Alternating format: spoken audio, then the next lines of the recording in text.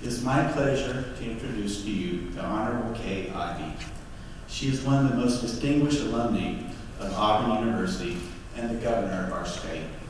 Without a doubt, she is a trailblazer who is very familiar with the words first and only. When she came to Auburn in 1963, she joined the marching band as the only woman in the trumpet section. She is the only graduate in Auburn University history to win 5 campus-wide elections in 4 years. She was elected freshman senator, sophomore senator, and secretary of the student body. She won president of the Women's Student Government Association. And if that's not enough, she was nominated for top 5 Miss Homecoming. She was also active in the all-campus political party and served as the first woman in the executive committee of the SGA. She pledged to Alpha Gamma Delta sorority, many of them are here today, I think, down below, and was inducted into the Board of Ward Society. After graduating, she worked as a high school teacher, bank officer, reading clerk for Alabama House of Representatives, and assistant director of the Department of Commerce. She was then elected to 2 consecutive terms as state treasurer. She was the first Republican elected to that office since Reconstruction. In 2002, she became the first woman Republican in Alabama's history to be elected lieutenant governor and was re-elected to that post in 2014. She presided over the upper house of the President of the Senate and led the Commission on Improving State Government. And in 2013, laid the groundwork to complete the road to saving $1 billion. Committed to developing the next generation of leaders, she participates in the Alabama Girls Day and works to increase STEM education. As chair of the Military Stability Commission, she works to strengthen Alabama's military assets and serves as the national chair of the Aerospace State Association. Among the many prestigious awards, she has received the American Institute of Aeronautics and Astronautics Public Service Award in 2016. She is one of only 2 women to serve in Alabama's highest office. She became Alabama's 54th governor on April 10, 2017, and she is the only woman in Alabama's history to announce her bid for governor as an incumbent of that office. We want to thank you, Governor, for bringing a strong dose of Auburn integrity and stability to the governorship. Please welcome home our governor, the Honorable Kay Ivey.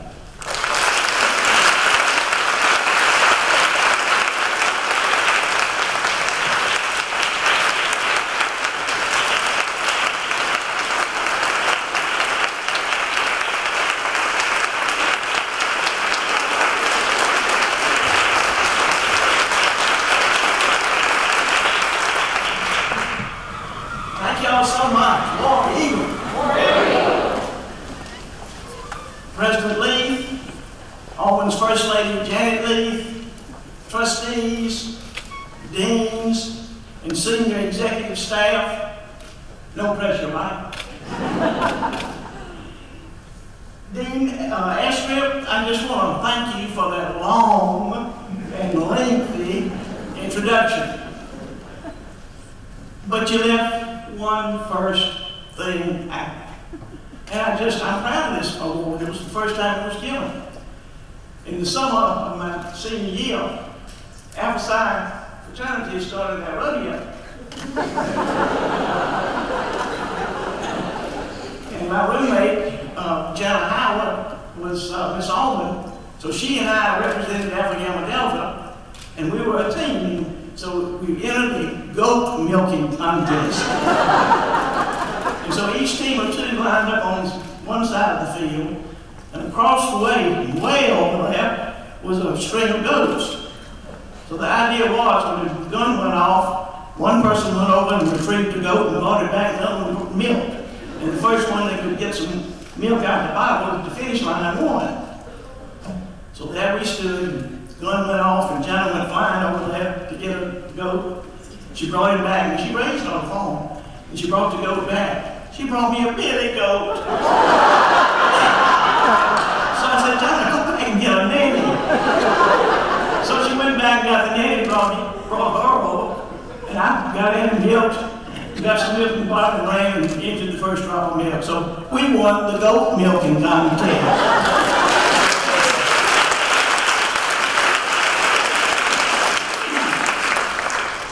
So I just want y'all to know about that special first.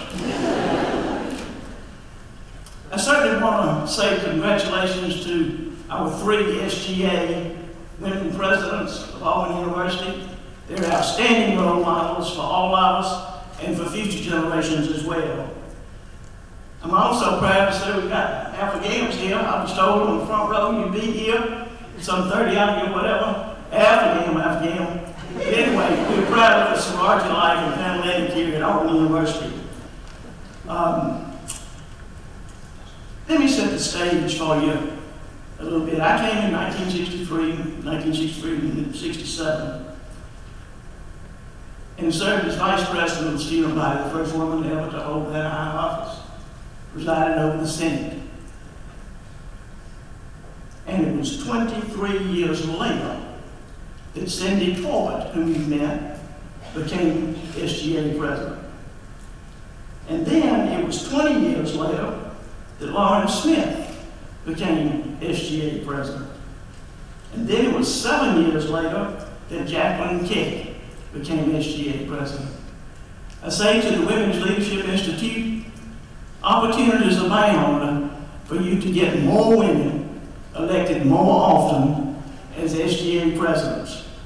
When I came to Auburn, women could major in, could become a teacher or a nurse, a home dem agent, or a secretary. God forbid you want to think about being an architect, or a veterinarian, or an engineer. So we were limited by social pressure as to what major you would pursue. And today, you women and future women will have a wide array of careers from which you can choose, and that is a great thing. As we go forward, I will be sharing some lessons learned during my 4 years here at Auburn University. As a youngster, my dad brought me to football games on almost every Saturday that played here at Auburn. He and I worked on the family farm on the weekends, and so I grew up around agriculture and certainly learned the value of hard work. And so when it came time to choose a college, I certainly visited my mother's alma mater, which was Montevallo. But Auburn was just something I wanted to do. It just appealed to me that I knew I wasn't the brightest crayon in the box, but I figured I could work hard. I knew how to work hard, and that appealed to me as well. So I chose to come to Auburn, and I came with 2 goals in mind. One was to graduate with a B average, and second was to be in the marching band for Auburn University. So as my freshman fall, that September approached, that summer I contacted Dean Cater and asked her if I could pay a week's room and board and stay on campus for 1 week. I wanted to try out for the Auburn band under Dr. Bodie Hinton, and I wanted to walk to every building on campus where I might have a class. I didn't want to get lost. Well, Dean Cater said she'd never had such a request, but she would grant it. And so I came and was in the, at that time it was the Coyote dormitory. It was one of the new dorms, I think it was dorm A or C over on the hill.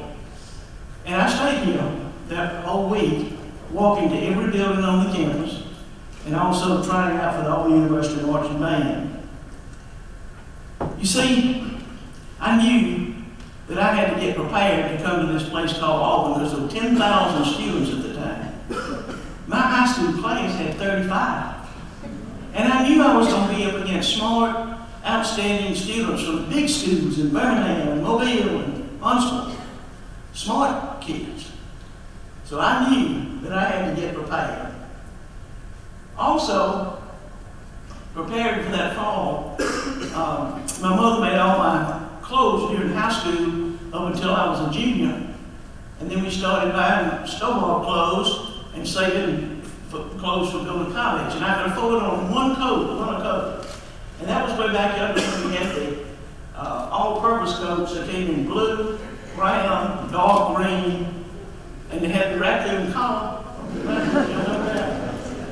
Well, I found one that was in red. So I bought the red coat solely for the purpose of being, so my roommate could say to the campus police if I got lost, well, look for the girl in the red coat. The lesson learned, the first lesson learned that I share with you, be prepared in advance. If you fail to plan, you're planning to fail. So being prepared in advance is very important. During my first year, and of course in high school, I've been real active in Future Homemakers of America. I've been a state officer and a candidate for a national officer. And did Alabama Girls State, was elected lieutenant governor. And so through my FHA experiences, I met Faye Culver from here in Auburn, and also Bobby Thomas Umbach from here in Auburn. And they were Afghans, and that had a strong bearing on me. I didn't know about sororities growing up in Camden, Alabama. And, you know, take them or leave them. But Bobby and Faye chose Afghans, so I thought, well, that's good enough for them, it's great enough for me. So that had a big impact on me. But I knew some folks because I'd been active in high school in state offices, Girls State, and Future Homemakers of America. So when I got to Auburn, lo and behold, I was assigned to Dorm 10, and was elected president of the Dome. That meant you also had to serve on Associated Women Students Judiciary. Ooh, I didn't like that, but that just went with the territory. And I was elected president of the pledge class, freshman summer, all in just 1 year, and I still had to pay, get a big average, you know, I wanted. And I got in claims in freshman honorary that year. But then I was elected sophomore secretary of the student body, then vice president of SGA, president of the Senate, and then the homecoming fellow. So, as the dean said, 5 campus-wide campaigns in 4 years. Lesson learned. Second lesson for you. If you don't enter, you can't win. And it's so important that you build relationships within your dorm, your sorority life, your campus activity life, with friends that will support you during the campaign. But if you don't enter, you sure can't win. While I was serving as vice president, one of the things that I was able to get done was to lead the Senate to establish a marquee board. Now that's way before anything called cell phones existed. So we needed a marquee board out in front of the former union, student union, so you could put up the events of the week or the month that were coming up. Campus awareness of activities. And the second thing I did was we had Auburn senators, but they were senators at large. And I thought we needed more student participation in SGA, so I led the effort to have senators elected from each college in addition to the at-large senators. So that was a way to increase participation and interest of students in SGA. And so the lesson learned, the third lesson I give you, it's not enough to just hold a title or to hold a position, but it's more important to provide solutions, to provide services and improvements. I remind you that leadership is not defined by what we know, but rather it is defined by what we're willing to do with what we know. And effective leaders do 4 things. And you can be a leader without ever being elected, but you don't have to be elected to be a leader. But effective leaders do 4 things. They listen, learn, help, and lead. Listen, learn, help, and lead. So here's the 4th lesson learned. What leadership skills do you have as a result of holding a position or a title? There are certain leadership skills that have to be learned as you are expected to perform as an elected official. The 3 general areas that affected my life and my career here at Auburn University, of course, was the sororities I mentioned, and because of Bobby Thomas Umbach and Faye Cole, leaned heavily toward Alpha Gamma, that I was invited to Coyote's, it was the night before you get invited to invitation. So I got an invitation to go to Coyote the day before you had to declare, and I liked it a lot. When it came down to it, on bid day, I did something very dumb. I just put out one choice. Don't ever do that. But I got my choice, and it was Alpha Gamma. And I remember that one of the songs that we sang as rushees would come through the sorority was Alpha Gamma's what I'm proud to be. 985, 5 you're an old KD. Alpha Gamma's what I'm proud to be.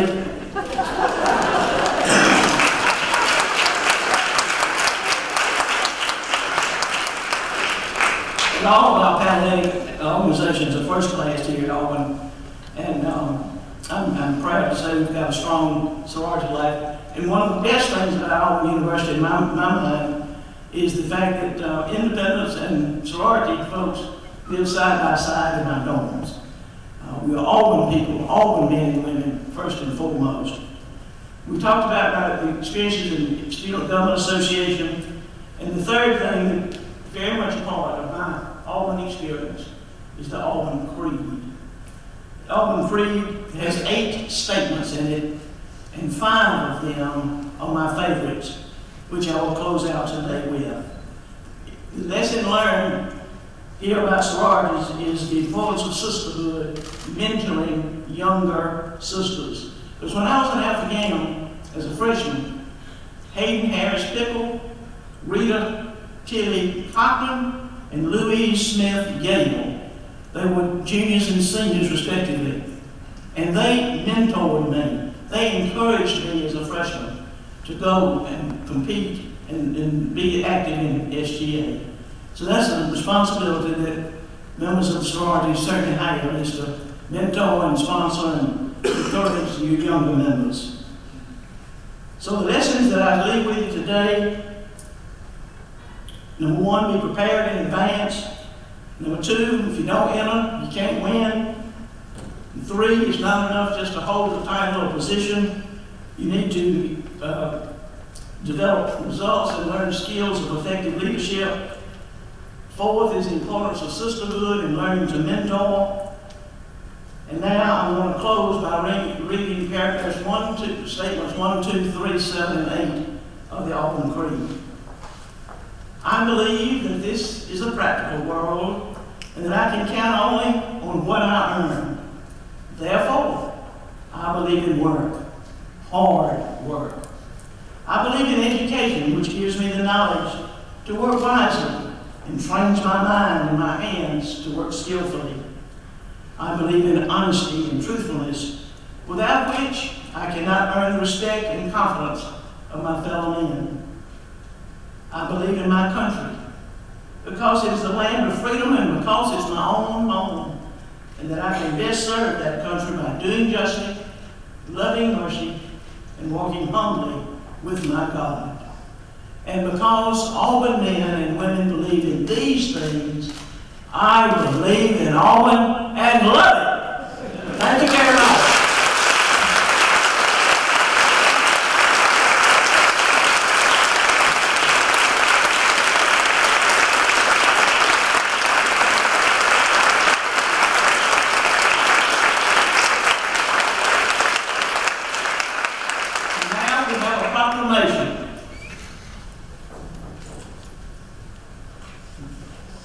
Dr. Baker?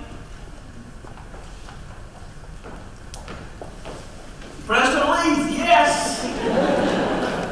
We have a proclamation by the governor of the state of Alabama, and this sets aside the week of October 22 through 28 as Auburn Women Week.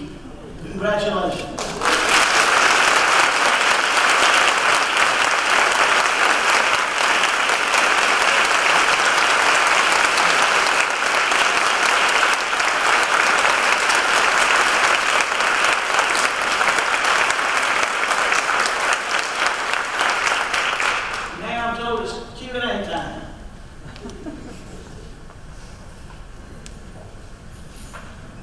of Joy.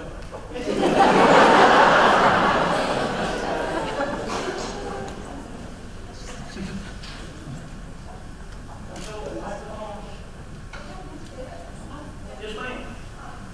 Okay, Governor, you took office under kind of difficult circumstances. Is there anything you'd like to share with us, take over, anything like that, with grace and confidence? Well, most folks have, to seek the office of governor, have about 3 months to prepare from the election to the inauguration. I had 3 hours. But as lieutenant governor, you have 2 major jobs as lieutenant governor. That's to preside over the Alabama Senate, and second is to assume the office in case of a vacancy.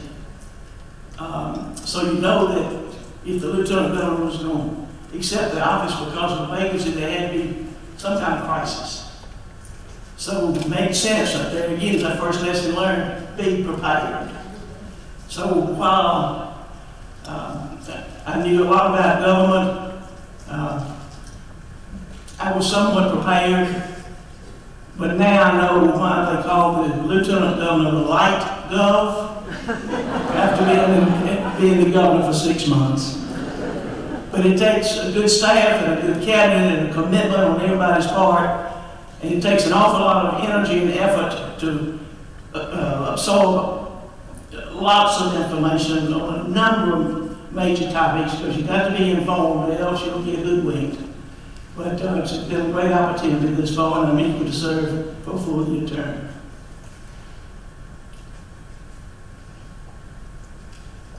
Yes, sir. We've got a mic right here. Governor, you've done a very good job. Can you get a microphone so everybody can hear you? You've done a very good job of cleaning up some of the messes that you were left with.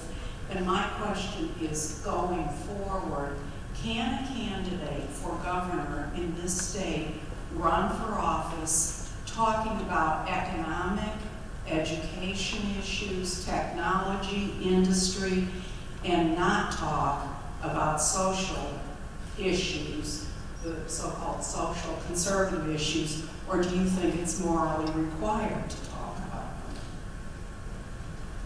I prefer to address the issues at hand that matter to the people of the great state. It's my experience that men and women across this state, and young folks alike, want to have opportunity for good paying jobs and quality employment so they can better provide for their families. And so there are a lot of factors that go into providing a good living and a good wage and a good job, and I'm proud that we have, in 6 months, been successful in lowering our unemployment by some 1.6%. When I took office, it was 5.4%, and now it's down to 3.8%. That is the lowest in recorded history of the state of Alabama. So we've got more people working today than we've ever before. And secondly, 23,000 more Alabamians are working today than were working just a year ago. So I say focus on the issues that matter to the people of Alabama, and let's encourage all the people of Alabama to go to the polls and vote. Yes, ma'am. Of all the experiences we have on Auburn, what was your favorite? That goat milking contest was pretty fun.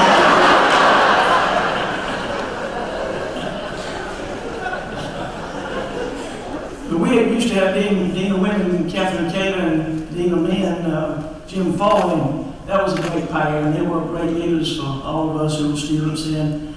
And now we have just one Dean of students, and that's where time marches on. But Dean Taylor and Dean Fawley were quite a pair and very effective. And when you come to Auburn, it gets in your blood and you just love it. You know, the Auburn Creed, we're the only university that has a creed. All other universities have some slogan that was pointed out to us by Susan Foy, daughter of Dean Foy. In a recent convocation we had. Any more questions?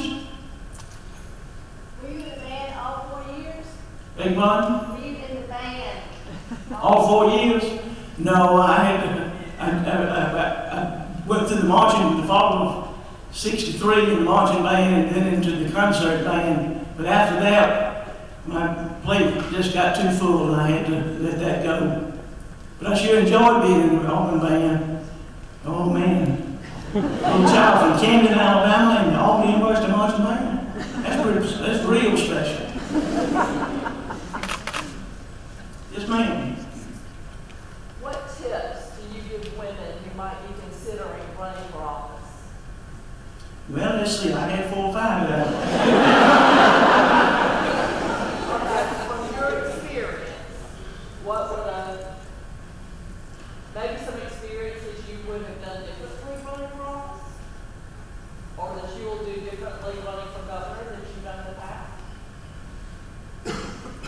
Well, one big difference running for governor, more people are interested in the race and interested in the candidates, and so that's a good thing. I just think you have to have a clear set of reasons why you want to serve and do all you can to be effective in communicating those ideas and issues for the people. It's all about the people who want to vote and have a say-so in the people they elect, and I respect that. Governor Ivey, I have a question for you. Okay.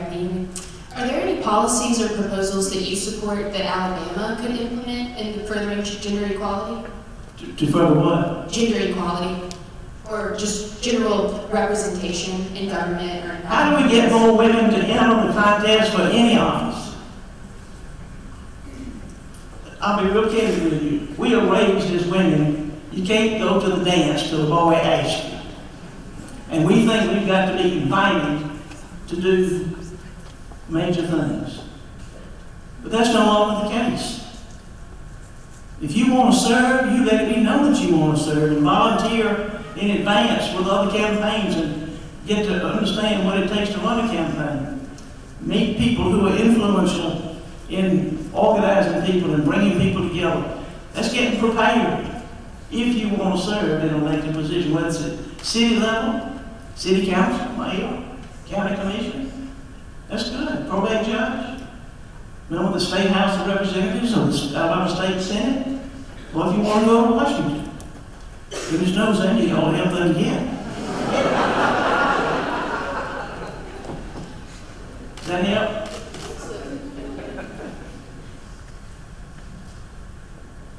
Any more questions? Yes, ma'am. Hi. So I think that it's important as a leader, we're only as strong as the people who we serve and the people who we lead. But often those people have a difficulty taking interest and investing themselves in the things that we think are important as leaders. So how do you make, whether it's the student body at Auburn University or the citizens of Alabama, how do you make people care about the issues that you really are passionate about and things that you want to do to try to improve your community? Well, remember now, an elected official, a public elected official, hopes to get elected to serve the people in the constituent area. So it's, the candidate has to understand what matters to individuals, to the people. That's the reason you do polls. That's the reason you listen and learn. You do a lot of listening, you do a lot of asking for information. So it's important to identify with the voters by listening to them and seeing what they recommend. And then you can formulate your platform. You can also throw in some things that you believe are important, and hopefully they'll resonate with those. But it's just awfully important to listen to the people that you wish to govern. That's the reason shortly after taking office, I conducted 11 listening tours around the state, listen, learn, help, and lead tours, we call them, for that very purpose. Had I been in a regular kind of campaign, I would have known what the people were thinking. That's what happens in a campaign. You listen and learn. But I didn't have that experience, and so we put together, and we planned to do that all along in our preparation as Lieutenant Governor. Should I become governor, I knew it was going to be a sudden thing if I got to be governor that way. So we put these tours together, and that was really important to the the people of Alabama. And we took notes and shared those notes and recommendations per group with my cabinet and staff, and we'll compile those and send them back to respective areas and keep, that's the way you relate to people. Let them know that you really want to listen and learn. That's really God gave us 2 ears, instead of one mouth. So you listen twice as much as you talk. Okay, is that it? One more right here. I have a question. Hi, Governor. Do you have Don't give her a microphone.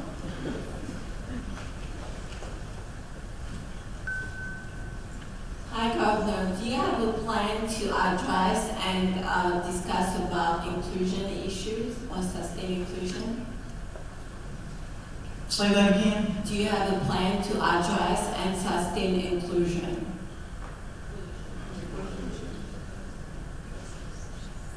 Do I have a plan to address inclusion into what? Just inclusion, since we're so divided in the state of Alabama, and also just talking about politics.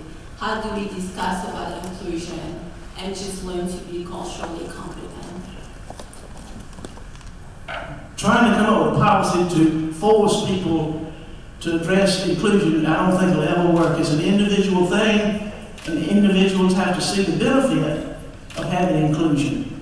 And it's far better, we get more done with more people when we share ideas and work together than when any one person or one entity tries to mandate. People, the slogan of Alabama is we dare defend our rights. We're very independent people. We don't want to be told what to do. We want to have a say in what we do. So I'm all for everybody being included as much as you want to, but like I say, if you don't enter, you can't win. So sometimes it's an individual's hesitation, waiting to be asked, I suppose, by somebody. But a lot of it's individual style of relating to people. I don't think you want to have a mandated policy that forces inclusion. I think those laws have been on the books for quite some time. We encourage all students to pursue STEM subjects and STEM careers. The first education policy initiative I put out there is called Strong Start, Strong Finish. And what this does is address all 3 core phases of a student's learning journey: pre-K, early childhood, pre-high school, and post-high school. And in the early childhood, the pre-K, we want to take what's taught in pre-K and integrate that with what's taught in the kindergarten, grades 1, 2, and 3. The idea being that a child needs to be reading at grade level by the end of the 3rd grade. If they're not, they're 4 times less likely to graduate high school than a student who can read at grade level. And then the second phase, pre-high school, deals with computer science. We need to have all of our students learning computer science and how to do apps and computer analyzation in the middle school years. Because right now we've got some 4,000 jobs in Alabama unfilled. We're making those salaries on those jobs at $80,000 a piece because they require computer science. And so we've got to encourage our students to do that as well. And then the third one is post-high school. By the year 2020, which is right around the corner, 62% of all the jobs available in Alabama will require a post-secondary certificate, 2-year degree, or a 4-year degree, or even a PhD. And today's workforce only has 37% with that certificate or that level. So there's work to do. We put the focus on it, and we've got a council of the money about computer science to get that going. Everybody says it takes money. Well, yes, it does, but sometimes you can spend money on new things and quit doing some old things just because that's the way you've always done it.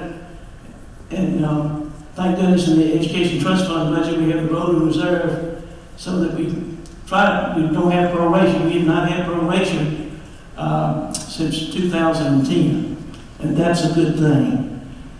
Also, I'm trying to get more good paying jobs into the rural counties. Just yesterday, I was down in Bruton. They created 300 new jobs. And they said IT, not in manufacturing, but they are hiring 300 folks to do IT work, and that's impressive.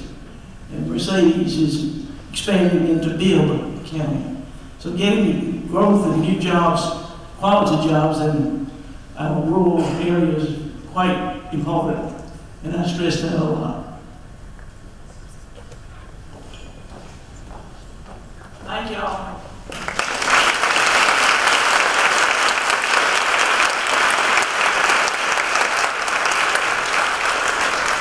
Thank you, Governor Ivey. And on behalf of the Women's Leadership Institute, I want to award Governor Ivey with the award of recognition of a lifetime of successful leadership in improving the lives of Alabamians.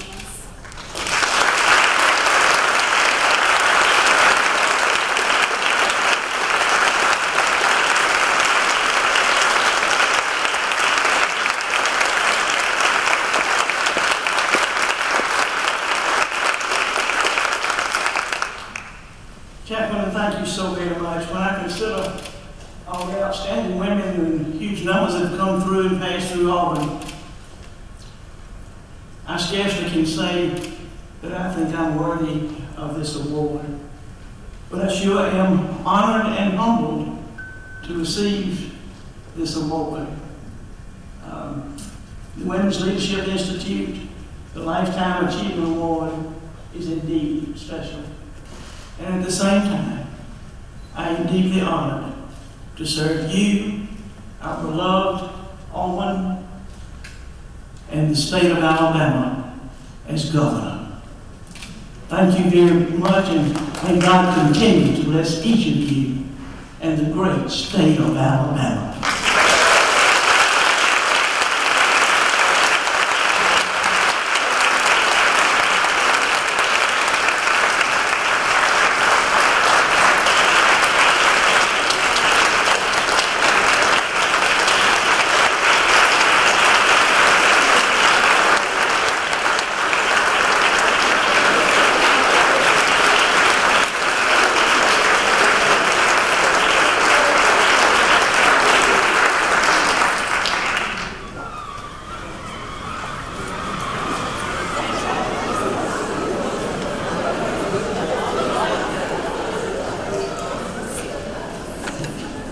So now, as we look forward from a place of celebration and commemoration of Auburn women, we are faced with the question of what's next. And that the world may never know. But for me, I see this year as a launching pad of conversations and commitments to standing together and seeing each member of our family for their work ethic, skill set, character, and seeking opportunities for each of us to be first in our own ways. For some of us, that means a first in families, a first in a college education, first in a field, or the first to find a cure for a disease that has long plagued humanity. And it may even mean the first person on Pluto, because Auburn produces astronauts, right? And as we step into that change, the first question we all face is why change? Change is uncomfortable for everyone, no matter who you are. And that is the question that must be answered to move forward. Although we all may have our own answer to that question, the overarching theme is that change is good and also inevitable. Change can create new, exciting progress, a kind of progress the world has never seen before. But for this progress to happen, change has to happen, and that change comes with a lot of first.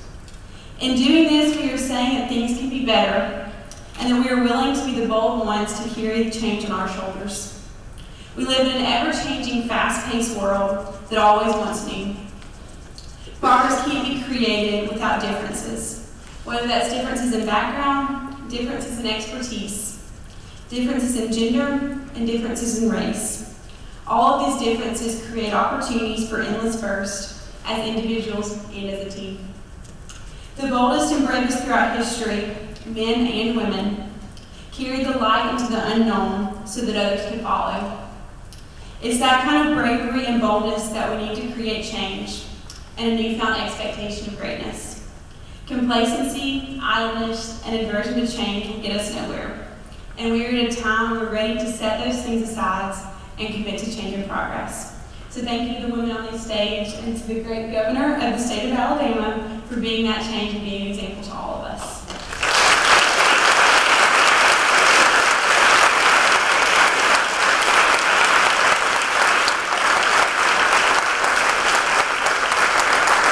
And now I'm going to welcome to the stage Jalen Goodwin.